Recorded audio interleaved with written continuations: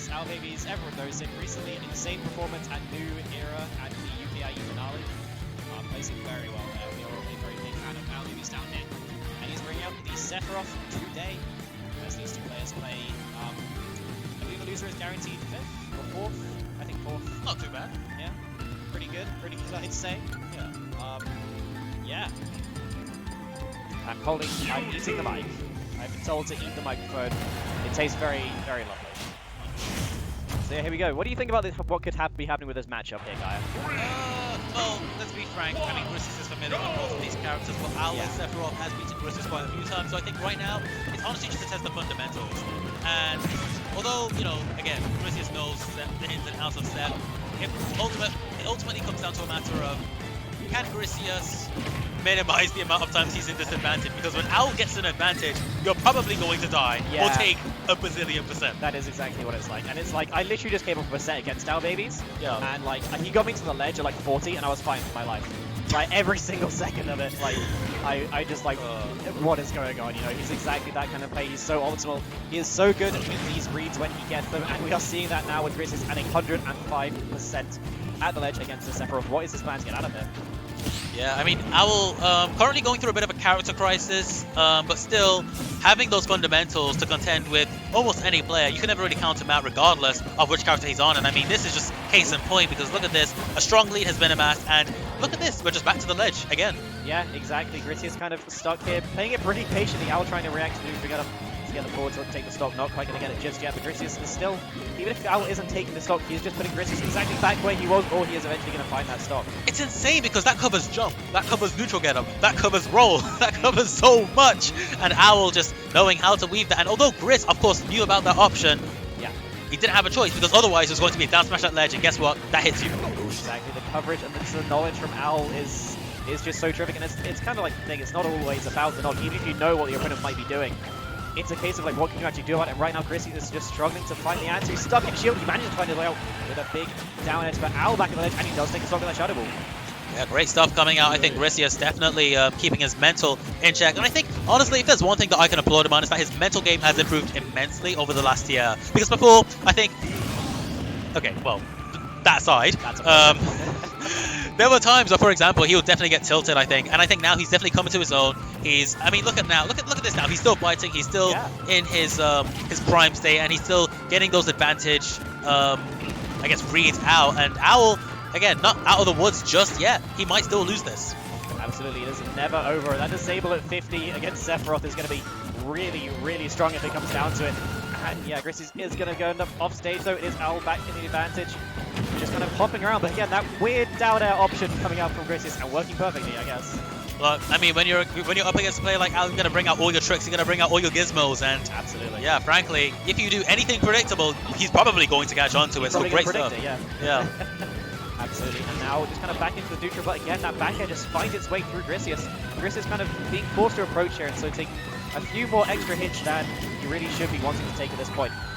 Yeah, right now, Gris peppering Owl like a Sunday omelette, just giving him these shadow balls, just making sure that he cannot approach. I mean, look at that. There's the seasoning, there's the spice, there's the pepper, and we're on our last stop. That's a well-cooked meal right there. It is indeed.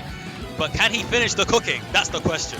What is he cooking? He is attempting to cook a first game in this winners semis set. But Owl is not trying to let him do that just yet. He wants this oven switched off. And I'm going to end this analogy because I don't have a good wordplay like you do, but... Oh, right now, Owl's turning up the heat. He is turning up the heat, you're so right. Wait, no, he's turning down the heat because Griseous is turning up. That's true, that's true. Yeah. See, this is why I stopped being up. Understandable. But no, Griseous is turning up the heat. Oh, he's confusing Owl. So the gas stove has been left on by Owl because Griseous is coming back in the lead. But now Owl turning on the oven of his own, putting on the stove. He's saying, okay, you left the stove on, but guess what? I'm the fire brigade, and I'm going to wait for you to pick an option and kill you. And not. He misses completely. Griseous teleporting out of the burning building, but then he gets hit by the firefighter's gigantic ladder and goes off of the top of the stage. Isn't it insane that Seth can just like up air and it can just work? Yeah, it just works. It covers like roll, jump, neutral get up attack, roll. It's so weird because it is one of those moves where it's like it has so much lag, but you're so far away that it doesn't matter. It's a projectile. Yeah, basically, to be fair. Sephiroth. That is often what it feels like fighting against Sephiroth. Can I be real with you? Yes, please do. Seth is one of the lamest characters in this game, and the only reason people think he's cool is because he's Seth. But He's Min Min. Sephiroth is pretty cool though. Yeah, he's cool as a character. I thought you said Min Min was saucy when you thinking about it. So if he's Min Min, then surely Sephiroth should be pretty saucy too, right? Min Min cooks. Min Min cooks, this is what I'm saying. She has the sauce. Yeah. She's a ramen chef. It's different. Yeah. That's But, yeah. so true. Do you reckon, like, actually, like, that's Sephiroth cook? What do you think he cooks? What would he cook? I think like burgers. Can you imagine Like, Seth flipping burgers? Yeah, no, I think that like, yeah, first of all, yes, absolutely. Like, think about how many burgers you could flip on that one sword. Like, you could have like 15 lined up on that one sword. It'd be insane. But yeah, I think that Sephiroth eats very plain foods. Oh, yeah, like just bread and cheese. Yeah, like pretty much what I eat. Just Oh. chicken, chicks, and not much else, really. That's about it. Honestly, I can imagine Seth being like a patisserie chef. Like, making Oh pastries, yeah, like, you know, Sephiroth cakes. would have a pan of chocolate too, so no one make fun of him for it. Yeah. I feel like Mewtwo would be like the kind to just like make, you know, bread and jam and just Yeah, no, these are both very lame eaters, I think. definitely. Although, well, Mewtwo should eat berries, right? It's the Pokemon, they all eat berries. Wait, do Mewtwo's eat? Yeah, That's the mouth. isn't it underneath his little nose? Yeah, but It's right there. it never opens. Yeah, well, it does when he's cycling, doesn't it? I know, but like, then why does he have a mouth? So he can eat. I know, but you You've never. really gone in a circle here, guy. You're not paying attention. Yeah, it's the sleep.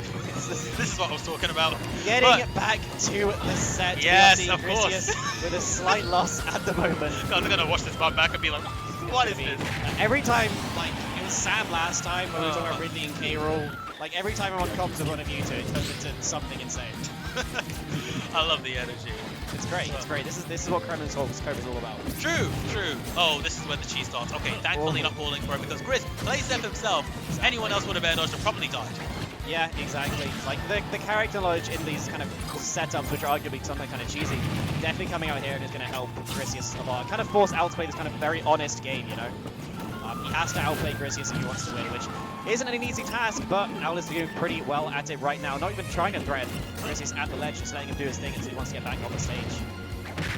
I think legacy experience matters here because there were quite a few Smash 4 Mewtwo's, and although obviously Mewtwo is a very different character in Ultimate, there are still some elements that carry over, right? Like the general game plan. And so I think although Seth Mewtwo is a new matchup, Owl has some of the principles and some of the reads from potentially other even previous Mewtwo's. Yeah. And apply that to, you know, facing Greg, but it doesn't matter because right now Greg apparently is having a strong lead on Owl and will probably be able to navigate a strong lead to win the game.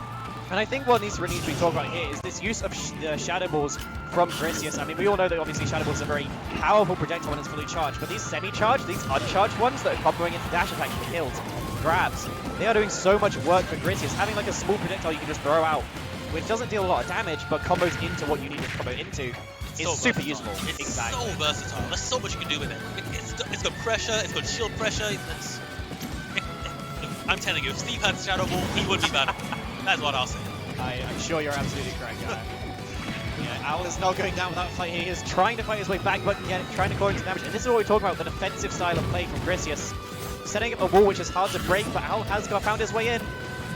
Now, I think Owl's choosing a very interesting perspective. Instead of playing safe in the back foot, he's playing far more aggressive, trying to get those rates. But I think Griseous is aware of that because now, yeah, look at that. The parries are coming out. He knows the pace and how Seth likes to time his aggression. And now he's going to have a ledge trap, and he's probably going to know what Seth's favorite options are in this kind of situation. Exactly. Yeah, picking those Shadow Balls, and now, honestly, anything could come out. A charge Shadow. Oh no!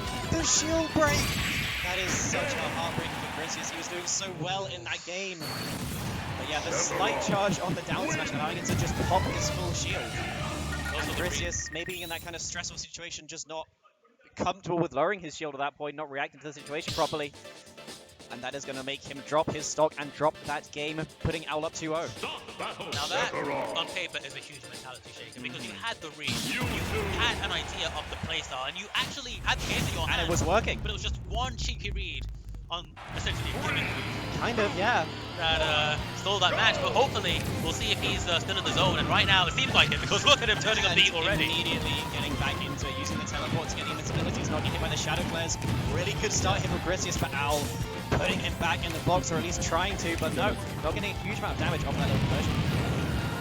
Yeah, right now, looking like an even game, but Oh, that's not looking good. If another Shadow Flare comes out, this could be quite problematic because, again, as we saw last game, Owl might not have insane reads right now, but in those critical situations, if he has the Shadow Flare on you, or if you're in those like reset neutral situations, he's going to bust out something and probably going to fall for it, just like that F tilt. And now I think Greg needs to take a moment to collect himself, slow the game down, and potentially just look out for overextensions from Owl. And I think what you mentioned there is really crucial. It's the critical situations. Right at the end of that last game, Owl stayed calm and got a really good down smash, and that's the kind of thing that separates a player of Owl's insane caliber into someone who, like Griseous, who is obviously of a very high caliber, but isn't going to be going to the UK finals.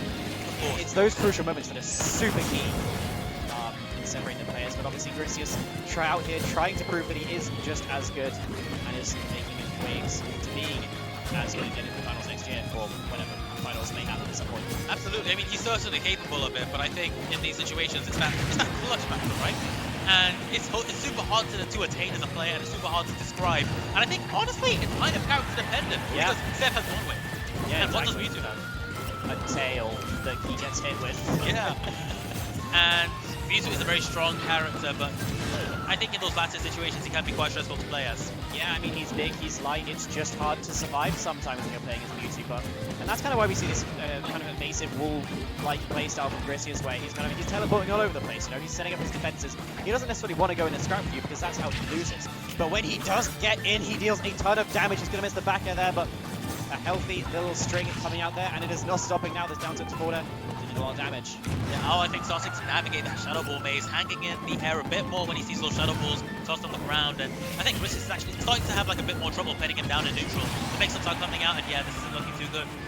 Yeah, those situations are really hard. React with the F tilt, good play on Owl, and now we are back. With Griseous trying to find some more damage here. Again, like we said earlier, those Shadow Balls coming in super clutch for him, but the Shadow Flare is on him now. He avoids it with shield. Of course, he's going to be quite experienced with that, but now he's on the back foot, one wing is out, and wait, why does he have wing when he's in the lead? What is this? Because he took damage. Oh, of course, he's in danger. Yeah, totally. He's fine, he's losing. He was losing for a second. Yeah, this is a horrific situation for Greg right now. He needs to get rid of the wing, and what? Yeah, OwlBBs countering the Shadow Ball, and that is going to lead to a situation which costs Griseous. And that's really unfortunate because he was doing so well in it. Yeah. Like that was definitely kind of a turning point. I don't know how much that affected his mentality. It could have been quite a